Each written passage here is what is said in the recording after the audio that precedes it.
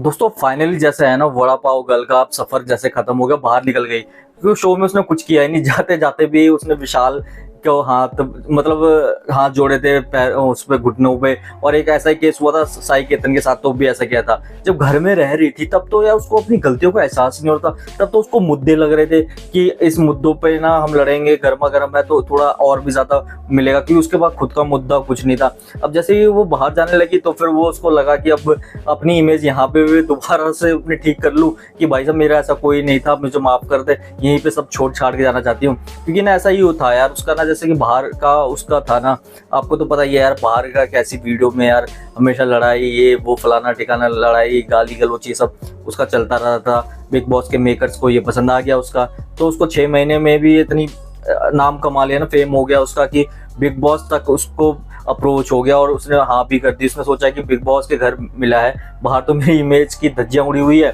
घर में जाके मैं अपनी इमेज ठीक करूंगी, दर्शकों तक ये पहुंचाऊंगी कि भाई साहब मैं ना ऐसे नहीं लड़ती जब कोई अन्याय मुझसे देखा नहीं जाता और मैं अन्याय के खिलाफ खड़ी होती हूँ। तभी तो वो दूसरों के मुद्दे में, जैसे कि दीपक चौरसिया को कोई कह दे तो फिर उससे लड़ जाती, तुमने दीपक भैया को कैसे कह दिया, ये फिर रणवीर बड़े हैं तुमने ऐसे कैसे कह दिया, मतलब गर्ल्स की रिस्पेक्ट, ये रिस्पेक्ट, मतलब उसने पूरी इमेज, मतलब पूरी एक्टिंग यार, मतलब एक्टर्स तो बहुत सारे आए थे लेकिन उसने एक्टिंग तो असली तो चंद्रिका दीक्षित करके गई है यार शो में।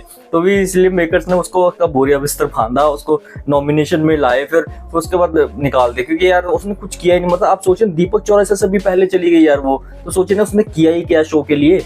तो इसी वजह से ना मेकर्स के जितने भी उम्मीदें थी चंद्रिका दीक्षित के साथ वो खत्म हो गई, इसलिए मेकर्स ने उसे भगा दिया। क्योंकि यार पैसे दिए हैं, पैसे वेस्ट है, कुछ पैसों का कुछ कंटेंट ही नहीं दिया, अपनी इमेज ही बस सुधारने गई। और उसको पता नहीं है कि दर्शक पागल नहीं है, दर्शक भी ना सब कुछ देखते हैं। उसको लग रहा है कि दर्शक ना ऐसे लगेगा उसको कि ऐसा दर्शक मैं ऐसी हूँ, मैं ऐसे अन्याय जब होता है तभी बोलती हूँ, ऐसे फालतू में नहीं लड़ती। बाहर जो लड़ाई हुई है, जो वीडियो आई है, वो सब ना ऐसा हुआ है कि मेरे साथ कुछ हो रहा था, एमसीडी वाले आ रहे थे या फिर कोई भी आ रहा था, तो वो चीजें वो दर्शकों के माइंड में लाना चाह रही थी, लेकिन ऐसा नहीं हुआ। और उसकी इमेज भी नहीं ठीक हुई, ना उसने शो के लिए कुछ किया, मतलब उसका आना ही बेकार हो गया। उसने तो एक ना डिजर्विंग कैंडिडेट की जगह ले ली उसने, ऐसा मुझे लग रहा है। क्योंकि ना उसने कुछ किया ही नहीं शो में, उसको खुद का कुछ मुद्दा नहीं था।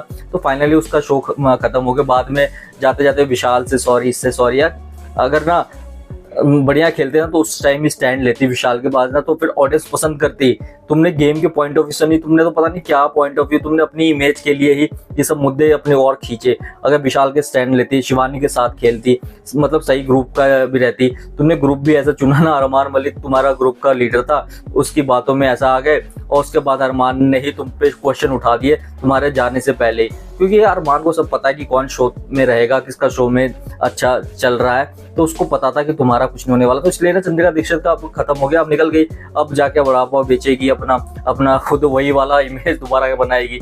लड़ाई झगड़ा अब देखना, अब ज्यादा टाइम नहीं है, अब तैयार है ना, 1-2 रील आ जाएगी इन मैडम की लड़ाई करते हुए या फिर क्या सुनाते हुए, चाहे मीडिया को सुनाते हुए या फिर कोई उसको उससे बिग बॉस के बारे में कुछ बोलेगा तो उससे सुनाते हुए। कहीं ना कहीं कुछ ना कुछ तो आने वाला है जल्दी ही बाहर, तो उसका बिग बॉस अभी भी चलेगा ही, तभी तो वो लोग आएंगे उसके दुकान पे खाने के लिए। क्योंकि ऐसा भी टेस्ट ही नहीं होता होगा कि भैया लोग आते हैं कि उसे वड़ा पाव खाने।